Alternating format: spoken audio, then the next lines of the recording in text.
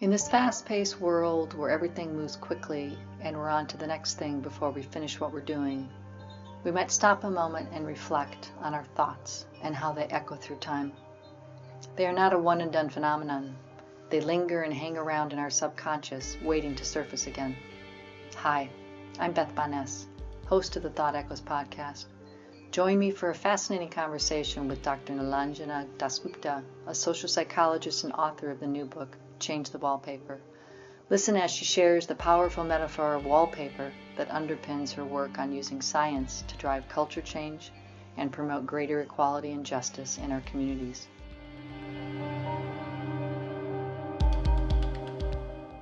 Hello, Beth. Hello, all of the listeners out there. I'm Nilanjana Dasgupta. I am a social psychologist, a professor at the University of Massachusetts in Amherst. And I am also the author of a new book called Change the Wallpaper, Transforming Cultural Patterns to Build More Just Communities. The book offers a science-driven approach to culture change in service of greater equality and justice.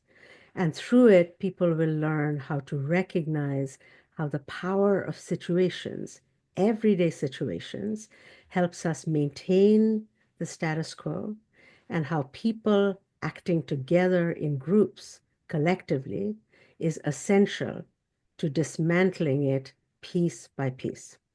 So the book is based on my own science, my own scholarship, together with synthesized with the scholarship of people from researchers from 10 different disciplines that I've woven together with stories of ordinary individuals, many of whom I've interviewed. So it's a blend of science and stories to show you how evidence can be used to make our communities a better place. I'm really looking forward to our conversation. Thank you. I'm so glad I get a chance to talk to you in person. And when I got the request and told about your book and received it and started reading it, it was like wallpaper, change the wallpaper. But the metaphor and the image of, I was just telling my husband before it started in terms of what we were going to be talking about. And I said, you walk through rooms and there's wallpaper all the time and you don't notice it. So can you, before we kind of get into some of the questions I have, can you talk about how, because it's a delightful story, how you came up with that metaphor?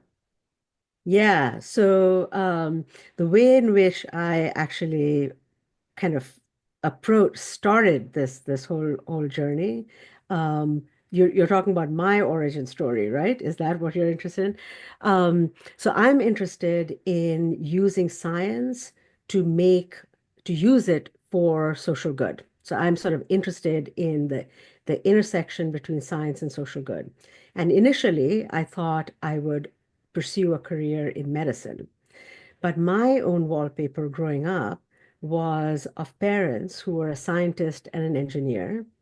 But my grandparents were, my grandmother and my grandfather were very involved in India's fight for freedom against British colonial rule.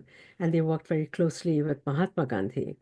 And so the two of them and their work were part of my own wallpaper growing up. And my great grandmother was a feminist writer after she became a widow, after her husband died in the influenza pandemic of 1918. So that great grandmother and her feminist writing, and my grandparents and their activism in the Indian movement were part of my wallpaper. And then there were my parents, the scientist and engineer. And somehow those two things blended together in my life and came together in an interest in using science and evidence and facts to try and do something to make the world a better place. Mm. And initially, it was going to happen through biology and medicine. And then it morphed into, can we really study the human mind and use human behavior to make it into a better place? And that's how the journey started. I love that. And then tell me about how your husband was talking about wallpaper or that in terms of the title of the book. How did that come to be? So our son went to a public high school. which was very diverse. And he was a white kid in a baseball team that was very diverse with Latino kids and Black kids and working class white kids. And then he went to a liberal arts college in Maine, a private college because he wanted to play baseball and wanted to be academically challenged. And in this college, he was in a predominantly white environment. And he said to my husband, Dad, it's it's all white. And my husband came back from Maine and said, Alex's wallpaper changed. And he only noticed it because he was in a different environment. And he did not notice his original wallpaper until he was taken out of it, whisked out of it into the new environment. That was 2015. That term, his wallpaper changed, stayed in my mind for the next 5, 6 years until I started writing this book. And I thought, wallpaper changed is somewhere in that book. That's how, yeah, it started. It's a wonderful metaphor. I mean, it just, as you read through the specifics and the different chapters in the book, it's so easy to see the tapestry and how things are woven together. And it's very accessible in the trying to look at science and behavior, versus kind of putting through a bunch of different scientific terms. I think it tickles the fancy of people, listening to that term. They're willing to go along on the ride because it's such a kind of poetic way to talk about what you're trying to share with people. Can you describe our thoughts around wallpaper in our lives that we don't know is there? Kind of how do we expose or become aware that we have wallpaper and then what that wallpaper is? Yeah. Yeah. So in the book, I talk about 4 kinds of wallpaper. Some are physical, material, and some are symbolic. Some are objects and some are people. So let me break it down for you. So the physical wallpaper is the physical design of the places in which we live. And that design influences who we come into contact with, who we interact with and become friends with, and who we never see. So some spaces are integrated and allow us to just bump into people in the lunchroom, in the water cooler, in our neighborhood when we are walking or wherever, or people are in gated communities, or you have to go drive in your car to the corner store to get a gallon of milk, and you're not walking anywhere, so you never run into people. So the spatial design of places really has a huge impact on social interactions, whether it is in a building or in a neighborhood. So in the book, I give 2 sort of prototypical examples. One is how I start the book with Bon Appetit magazine, where the C-suite people, the editorial team, was in the top floor of the building. And so all of those people interacted with each other. They were friendly with each other as well as co-workers. And everybody in the test kitchen, who were the lower prestige jobs, many of whom who were temp cooks, were in the bottom floor of the building. And they were in windowless test bays testing out the recipes. They never got to see the people on top. So it was your typical upstairs, downstairs, segregated environment.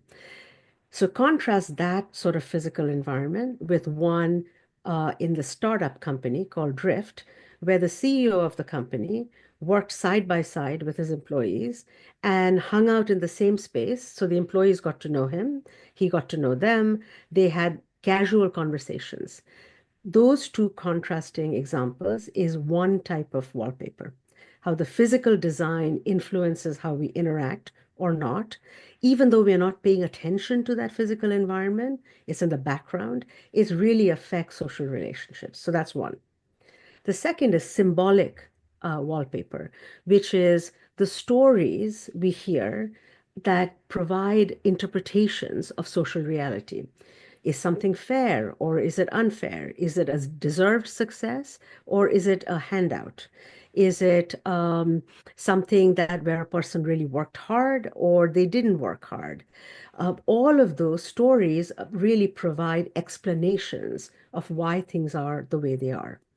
And those stories are sometimes things that will tell us whether inequality is deserved or undeserved. So the stories are things that kids learn from a very young age, but there are also things that we learn informally in a workplace. Why is this person, recognized and always sort of put on a pedestal? And those kinds of informal stories are often called parts of symbolic culture. So that's the second kind of wallpaper. The third is representation, which is what I often think of as portraits on the wall. Who are the people we see elevated and recognized and valued?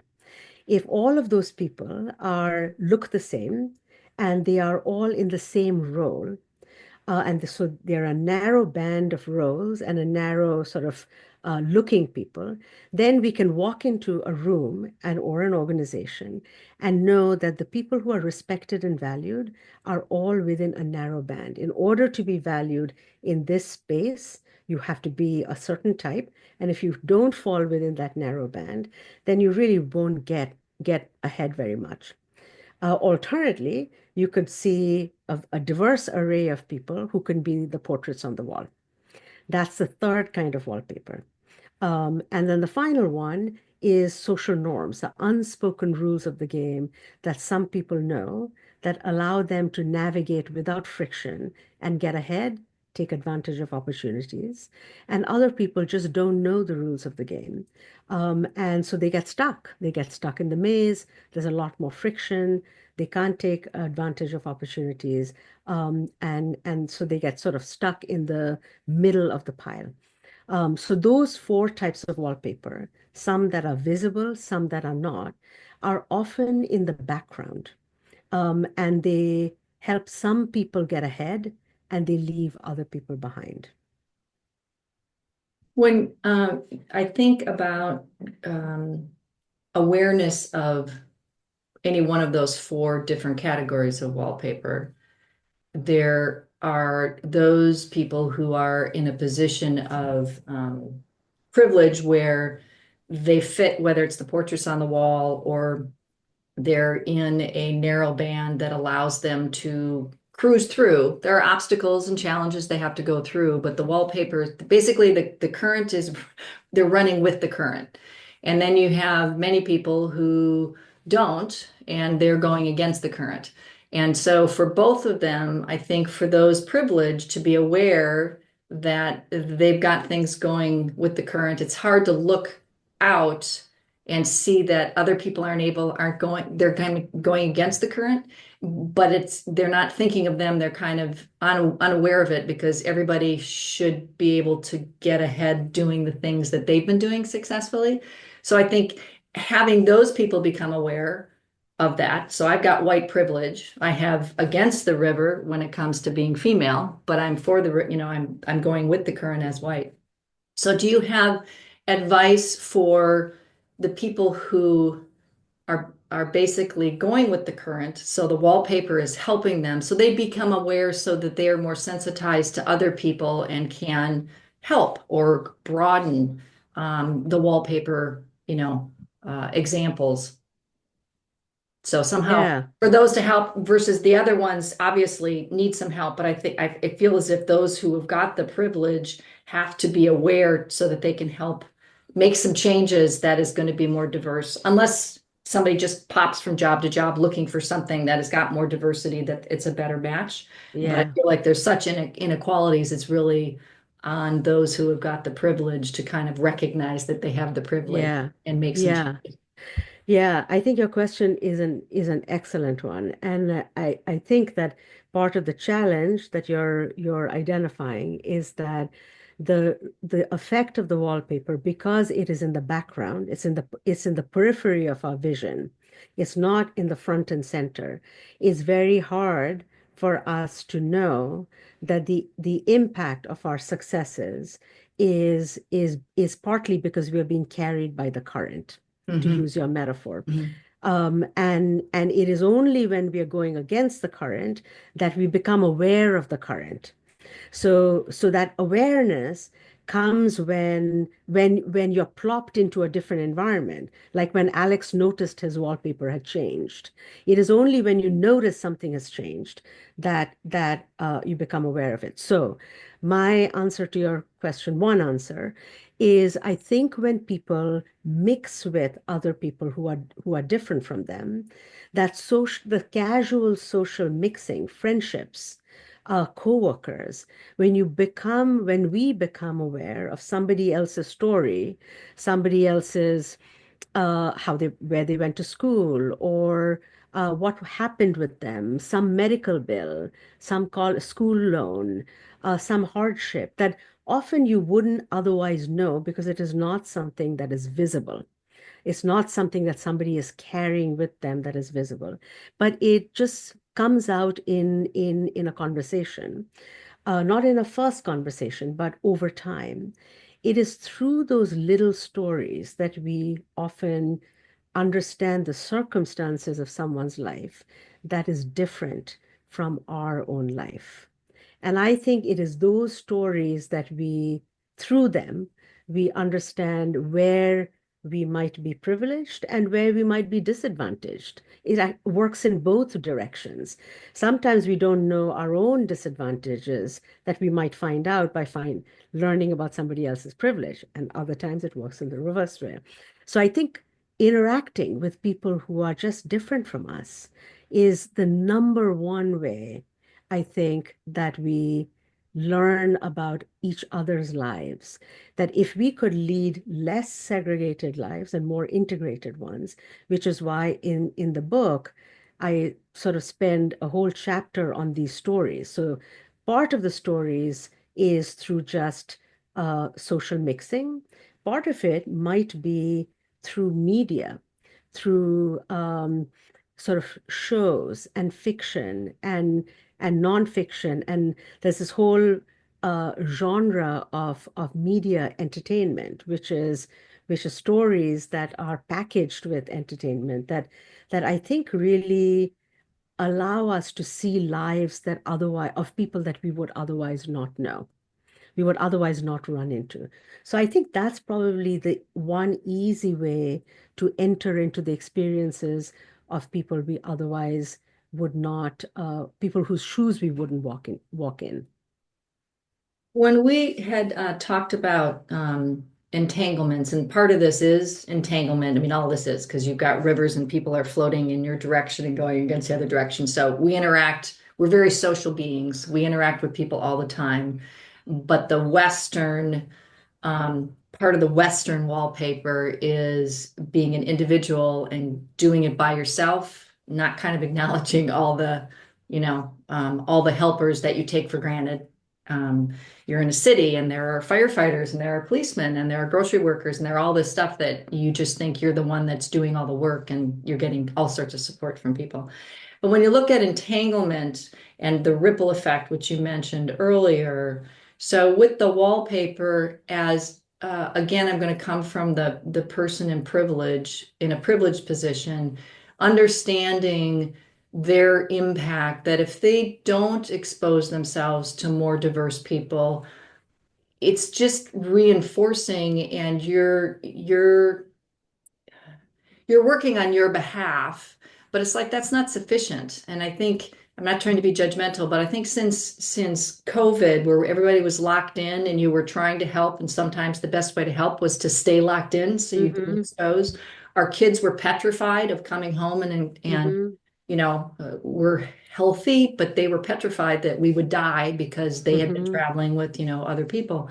And so having people take a risk and acknowledging how their actions have a ripple effect and kind of going to embracing that.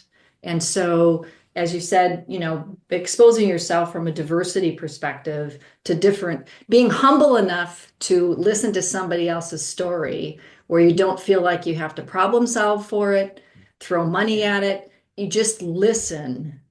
For myself, sometimes it's hard because I want to help problem solve. And sometimes with Black Lives Matter, it's like, no, you just need to listen. Just listen. You don't need to tell me how to solve it. So entanglement is messy. And yet, because we're social beings, we are so connected with everybody. So, do you have other words of wisdom in terms of leveraging that entanglement that can help you, but can also help other people? You're first of all, I love the word entanglement. It's a beautiful word. And as you were talking, I remembered the story I wrote about in the book about a driver who drove my husband and I is part of our vacation in Kerala in India. And as a problem solver, so he dropped out of college because his father was injured on the job and couldn't work anymore. And as the oldest child, he then had to support his family. And so he left school, left college, and was working full time. And because in India there's no disability pay, this young kid, well, he's a kid to me, he's 22 years old, was now a full-time driver. So my husband and I were trying to figure out problem solve. We're trying to figure out, could we help him because of the currency difference, finish his last year of college, pay for him, and then he would be with a college degree, he would get a better job. The entanglement that we realized that was an individualistic approach. It wouldn't work because when we pitched it to him, we realized that he was supporting not just himself, but he was supporting his family. So we could pay for his college tuition, but we would actually have to pay for his entire family, his parents, his sister, and him, and his tuition for 1 year in order for it to be feasible. And we couldn't do that. We could pay for his tuition. And so what it taught me was humility. And it taught me humility that not every problem was a problem that could be solved by an individual person throwing money at it. Some problems were more systemic problems. It also taught me that was an individual problem-solving approach that I was taking. That this was a place where curiosity and listening was a better approach. And I should probably look for other places where I could use money. And so I actually started looking for organizations where I could pool our money with other people's for educational purposes, to allow kids and young people to finish school. I don't know if I answered your question directly, but it did teach me something about curiosity. It taught me something about that people's lives are entangled with other people's lives, and solving an individual's problem is not an easy one because our lives are connected with other people's lives.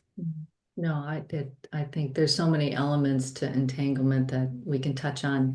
We could spend hours and hours talking about all the different aspects.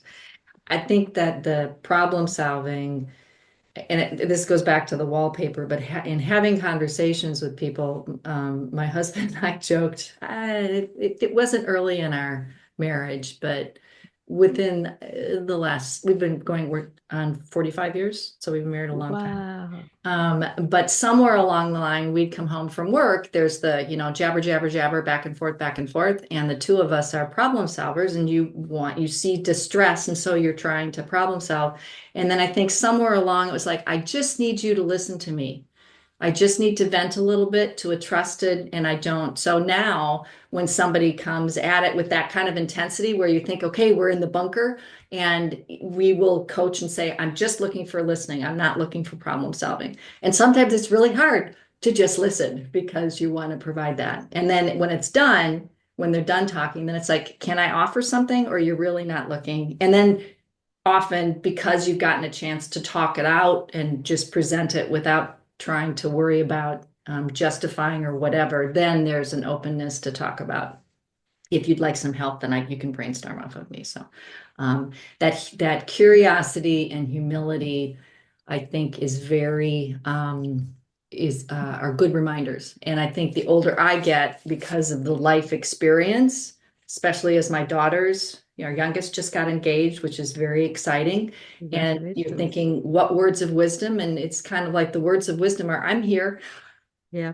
It's new for her, and she's got older sisters who are married, and just trying to be in the moment and let somebody share rather than me jumping the gun and kind of here are all the things that you should worry about or whatnot, from my wallpaper to your wallpaper Yeah. kind of thing. In talking about with the book, what are some of the delightful takeaways that you've had? These conversations that you're having, people, there must be some that kind of stick out in the couple minutes that we've got left. Yeah, delightful with the individuals that I've been talking with. Yeah.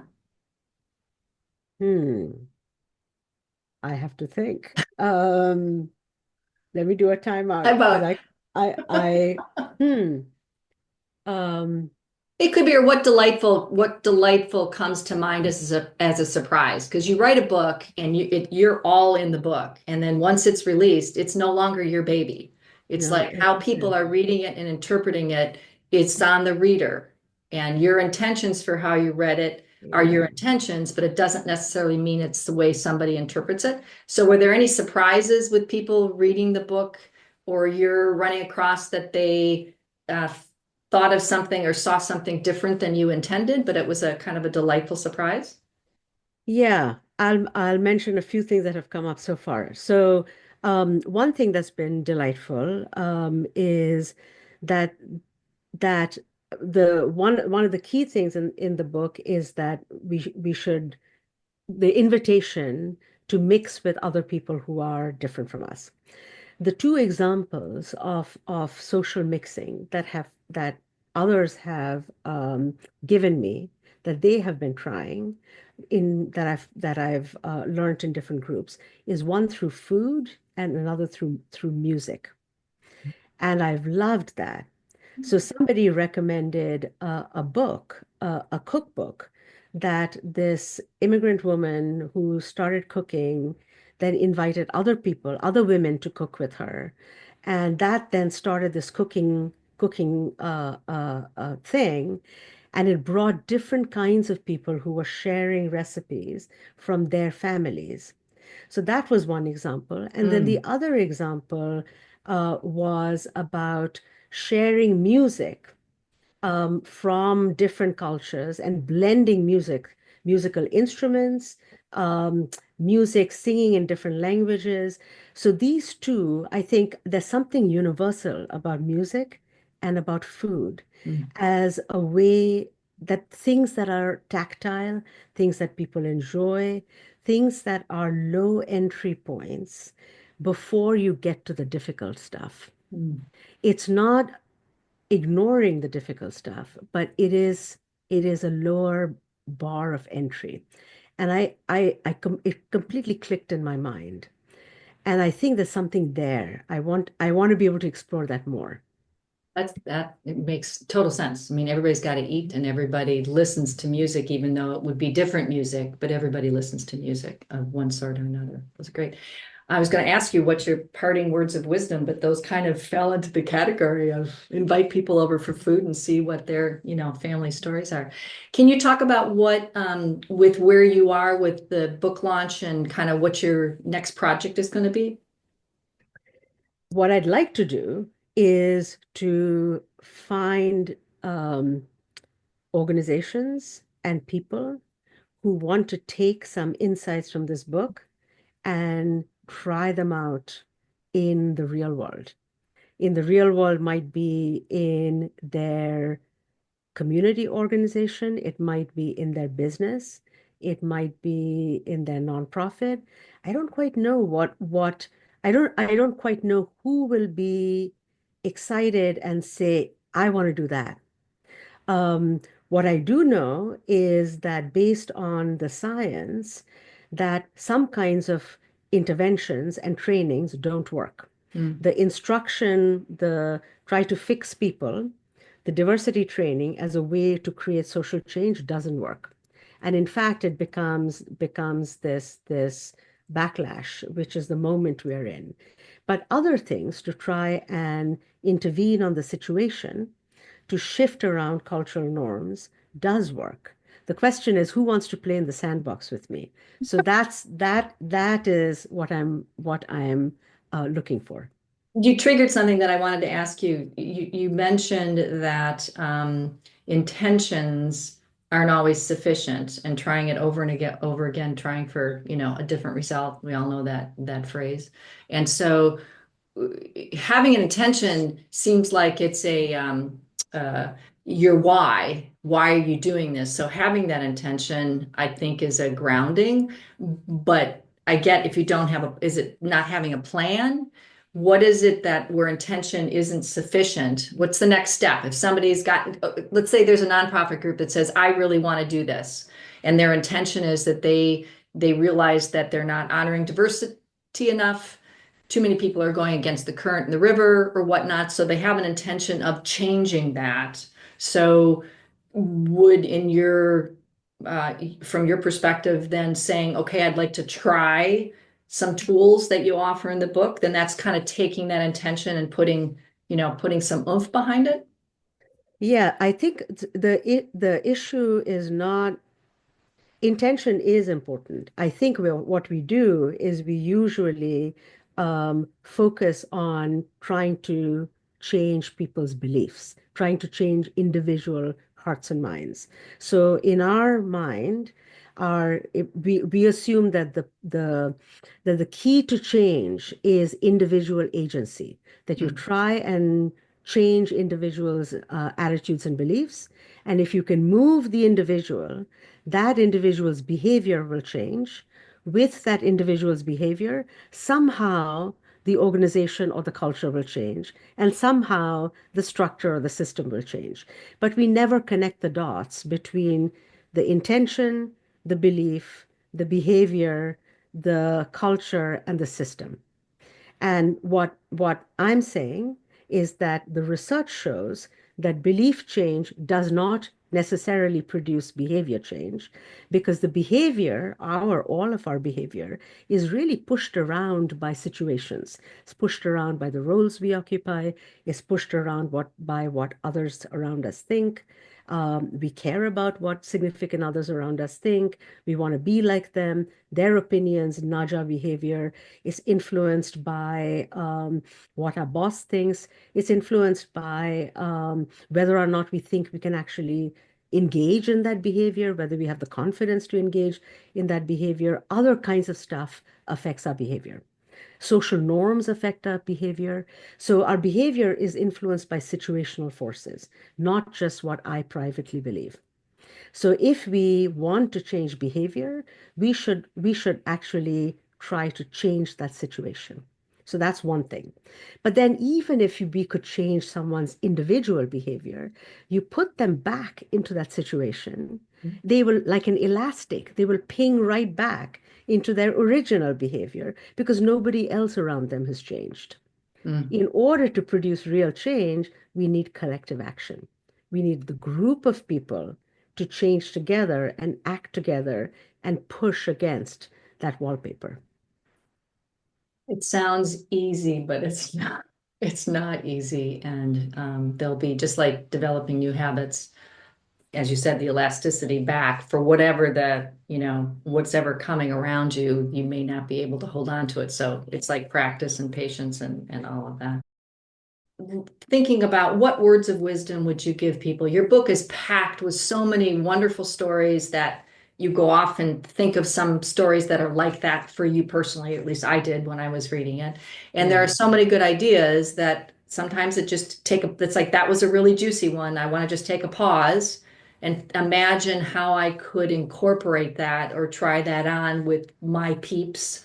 As you said, because it's community. I mean, it's one thing to have the intention individually and then try to invite other people to go along for the ride or play in your sandbox, as you talked about. But do you have other words of wisdom for people to just realize and acknowledge that they have wallpaper, whatever that wallpaper is, just as a concept first, and just kind of be aware of that moving through life before they jump to, oh yeah, I want to go and make this change in my nonprofit or my organization, or my HOA could really use this, or Yeah. whatever it is. So I think as an awareness, the first step is just kind of acknowledging that it exists, because it's been invisible to, I think, most of us, if not all of us, except those who've read the book. Yeah, I think in order to be, that's a really good point. So I was jumping to what's the call to action? But your question is making me aware that maybe for many people, the first step is how do you become aware of it? Yeah. Um, and to become aware of it, I think the first step is to get to put oneself in a situation where you step out of the bubble. Because in in order to become aware of our own wallpaper, we have to at least momentarily move to a different space. Travel, I think, is a good example of when we become aware of our wallpaper being different from from that of others. Like going to another state or going to another city, let alone another country. I think often shows how things are different. Or even going to another neighborhood that is different from the neighborhood in which we live often shows that the wallpaper is different. Mm. So I had sort of three things in mind, which may be um, up to jumping too much, but I'll mention them, and maybe there'll be some of your listeners who'll be ready, and some who need a smaller step. One is just choosing one um, space that is different from the general kind of place um, each of us spends our time in, and to spend some time there, whatever that space is. It may be a person or a place that is different from the typical. For me, it is spending some time in a place which is different in terms of social class. As somebody who is in a university, I spend a lot of time with people who have college degrees. Mm. What I realized is that I don't spend enough time with people who are high school graduates or who haven't graduated from high school, because my entire chunk of my life is with students or with colleagues or with family. So for me, it would be find a space where I can do something, whether it's volunteering, whether it's mentoring, whatever it is, with somebody or some people who are of a different social class. That's what mine would be. The second is stories. So putting ourselves in a place where we are listening to stories um, that are, or we're curious about stories of a different group of people or different kind of people um, than we've heard before. In the book, there was the story that I stumbled on was of an undocumented migrant who had got separated from her child. Um, Another story I stumbled on TV, on Netflix actually, was the story of a survivor of domestic violence in the Pacific Northwest, actually. It was based on a book called The Maid. Um, so stories of people whose life circumstances are different from ours. And third is networks. For those of us who people come to for advice informally, or who occupy a space which is people who do social networks would call it a central node, who are connected to lots of people. That sort of person has a lot of informal influence. Use it for good. If you notice somebody who is somehow needs some help, or is not getting recognized, or needs some resources or support, try and open doors for them. So those are the three things I would leave your audience with. Those are great. And when you were talking about going to someplace different, I was thinking food. Find a different restaurant a Restaurant. family-owned restaurant where the owner often will come through and give their story and really Yeah. seek that out and listen to it. Don't go at, like at the heat of or the peak hour where they're trying to get everything on the table and everything running smoothly. But there are immigrants or second generation that have started various restaurants, and the stories they have the stories on the page, but you often don't approach them, and they're delightful stories, and they love to talk about them, and they love to connect with the neighborhood. So even in Portland's is got this wonderful diverse restaurant scene, and I've gone vegan, so there are lots of different pockets of those who are plant-based, and so hearing everybody's stories for why, because we all came to it for different reasons. And then sharing that. I just think that's such a great idea to just go and plop yourself into some space that you wouldn't normally go, especially if it's outside your comfort zone. Be safe, but it's outside your comfort zone. I think that's great advice. I think that would be, yeah, that stories related to food open up all kinds of things. And you're right. I think the immigrant food culture, and through it, you'll meet lots of people and find out lots of things that will open doors to relationships that you don't know exist, but they're waiting to be discovered. Right. No, I think that's that somehow there's a fun theme of, I don't know, a new restaurant every month, or I don't know, there's something fun in there that everybody can do. But my mind is going off and doing that because I love food. I love cooking and love food. So thank you so Me much for too. taking the time. I really appreciate it. I will put contact information, obviously, for your book, for your website, and all the wonderful work that you're doing. And the invitation is for anybody wanting to play with you in the sandbox to Yes, contact you and see if there's something that you guys can cook up. that nicely done. I love that. Very nicely done. Oh, Yes, the invitation is definitely to get in touch with me if somebody has an idea and they want to play with me in okay. the kitchen or the sandbox. Okay, that sounds good. Okay, Thank you, take Beth. care. Take care. Bye-bye. All right, bye. Thank you for listening. If you enjoyed this episode, I'd love to hear your comments. Please leave a review, subscribe, and share. It helps get the word out. Until next time.